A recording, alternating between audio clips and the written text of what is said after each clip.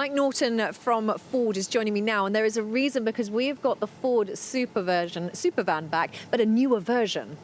It is a newer version. So we was in Spain, I think, last year with Supervan 4.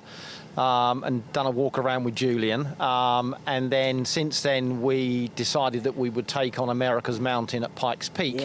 And then we built the new Supervan 4.2, which is behind us, to take on that challenge. So, yeah, it was... Well, talk to me about Pikes Peak, because you had quite a good run up Pikes Peak in this, didn't you? We did. So the idea was that we wanted to beat the open record. So the open record is or the Pikes Peak Open is for vehicles that resemble their production counterparts. So, you know, people were somewhat surprised when we said we would be taking a transit van to Pikes Peak. But we did. And we spent a lot of time with our partners at Stard, understanding what we wanted different between Supervan 4 and Supervan 4.2. And there's numerous changes. I mean, I'm going to walk us round to the back, because actually this is one of the changes. This is slightly different, isn't it? The back is different to the one that we've seen before. Yeah, so the whole rear end is somewhat more sculpted. Obviously, it's got this mammoth rear wing. And it does have this rather large hole, which is a huge, essentially an aero duct. And when you see this van certainly go up Pikes Peak, because Pikes Peak Hill is a public road. You know, it's not a prepared surface like a racetrack. You know, it is quite dusty, quite dirty. And when you see the van, the dust that just billows out from the duct is quite incredible. So yeah, it's got a huge amount of downforce. Now this is causing quite a stir, because you've also got a movie coming out talking about your journey to get there. We have. Comes out, I think, on the 10th of November. So when I say a movie, it's a bit of a documentary. A documentary. Yeah, it's not quite going to be in your cinemas just yet. You never know. You never know with this monster. It just tells the story of how we started, the time we had, and then the actual race itself. So yeah, it's good. Fantastic. Well, I think so. What is the point of this? This is all just to show how innovative Ford is, the fact that you guys are moving forward, always trying to find new technology to put into basically what are your road cars. Essentially, yeah. It's not everyone's bought into the electric way of life. So. It's just ways that we can either demonstrate to our customers, demonstrate to e-transit owners. With Supervan 4, which was like that was our Ford Pro van, fully sync connected, just like e-transit for our customers, our fleet owners who can track their vehicles, understand maintenance schedules. Supervan 4 did all of that, and then we moved to Supervan 4.2, which is just an evolution. Supervan 4, it's just showcasing our technology, showing our fans, showing our customers what electrification can be like. Yeah, well, this is causing quite a storm. We have moved it down to M Sport, but it was on show in where the fans are as well, so it's been causing quite a storm for the last couple of days. I think it has. It did look really good in there. And it will be going back afterwards. Under the lights. Under the lights, yeah. And it's a cool vehicle. It really, it's quite extreme. We'll walk around this side as well, so you can see it from all different angles. And most vehicles that go to Pikes Peak, are generally quite extreme. Because it's high elevation. I think the summit is 14,100 feet. It's a long way up. It's a fairly spectacular event, isn't it? It is quite amazing. The road at Pikes Peak is just extraordinary. It starts at the bottom. It's kind of more racetrack-like, so it's quite wide, it's quite flowing. The middle section is then hairpin after hairpin to get you to the top. And this took it all on just fine. It took it on pretty well, yeah. It took it on pretty well. I think we did a time of 8 minutes 40 something, 8 minutes 48, I think it was, which was nearly 40 seconds faster than the previous record of 9 minutes 26, I think it was. Amazing. So yeah, it was a good run, and for such a large vehicle, when you see the vehicles you're competing against, particularly in the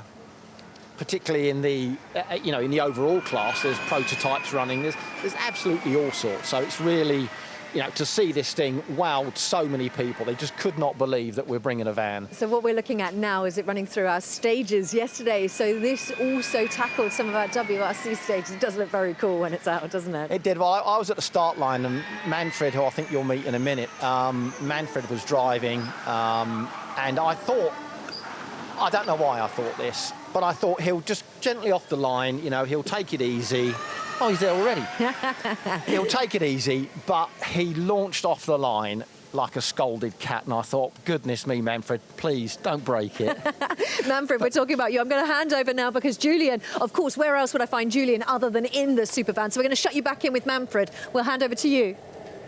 Okay, yeah, well, Manfred, 6-time podium finisher in the World Rally Championship, but we went around it last year, as Mike's just been saying, in Spain, but this is very, very different from outside, but also what's different from the inside then?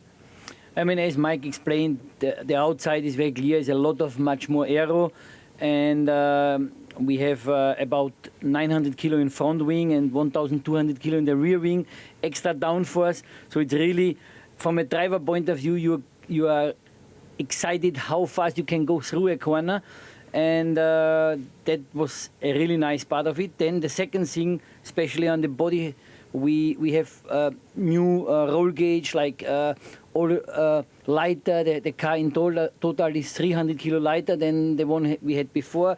You see, we have no dashboard anymore here. So all in all, this was poorly made for racing. Take out everything what is not needed. Yeah, even during the race, we take the co-driver seat out, and yeah. Now for this weekend, we put a hydraulic handbrake in, which is nice for a rally driver always to have, you know. So, but all in all, it's really nice driving. The car feels like, on the stage, I had a good feeling also. It feels really like a rally car, and it was good fun to drive. That's it. I mean, obviously, you say you went out in that stage number 2 on Thursday afternoon. The chicanes and things like that, I mean, how quick did it feel? And it was a bit damp for you as well. Yeah, you know, I did a practice run before in the dry conditions, and there it was super nice to drive, but when it was damp, of course, to get the power onto the ground was not so easy, but I enjoyed it quite much, and the stage was wide, so I had space, I had good acceleration feeling, and I think the spectators enjoyed it, and I enjoyed it as well, and yeah, it was nice to go. Mike was talking about Pikes Peak. Romain Dumas drove the car on the day, but you did all of the testing and everything like that. How good was it to be part of that program out in America? No, it was super exciting, you know. I did my own, a lot of testing. We were 4 weeks in America for testing. I enjoyed it. I did in wet condition, I did in dry condition. We had very cold, we had nice sun. So it was really exciting myself to take that car onto the mountain, to drive up to the peak, and it was really exciting time, and I was happy that the job I have done for Romain paid off, and he was happy with the setup, he was happy with the car, and all in all, everything went super nice.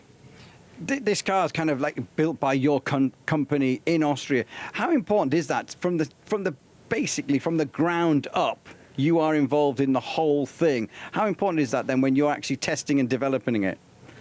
I guess it's very important. The experience I have from all my motorsport experience, rally, touring car, rallycross, helps a lot to give the engineers an understanding what it's needed for the driver, you know. And of course, the engineers always want to have the lightest, fastest, but it has to be drivable as well also, especially on a mountain stage like Pikes Peak is, with 160-something turns, where you can do only one time on the weekend. It's very important that the car gives you that kind of feeling. You are trusting the car. The moment you are in doubt, the car doesn't give you the feedback what you need, you lose everything on the mountain. I mean, what else is for this? Where else can we put this? You've done some rally stages, Pikes Peak. What's the next challenge? I think we can put it anywhere. So maybe we should put a gravel suspension into it and gravel tires on it, and then we can do really. We believe we can drive everywhere, and yeah, I think there will be some more exciting stories coming with that van and Ford, and yeah, I'm looking forward for this. What else now can we do? You've talked about the new downforce, the new aero on it. What more can come from it? More aero, more power? What is next then, technology-wise? I mean, the technology, especially in the EV sector, is growing like massively. So, I mean, at the moment, you know, the range we have, the power, the consumption, the regen, we having everything getting better and better, and you know, we are simulating She's so I mean everything is possible for the future, and at the moment it's a marketing demonstrator where we show what is capable of doing EV cars in the future.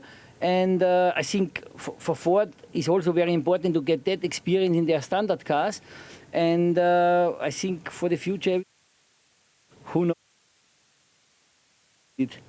Now that will be a lot of fun. And I'd like a co-driver's seat because I could sit with you if you wanted to do a rally. I could sit with you. Very much. You are welcome to sit with me, and I think you will enjoy it, and the experience you will have with it, I think is something you did not have before in your life, and I know you have plenty of experience in your life. Edge 4 right sharp, middle, into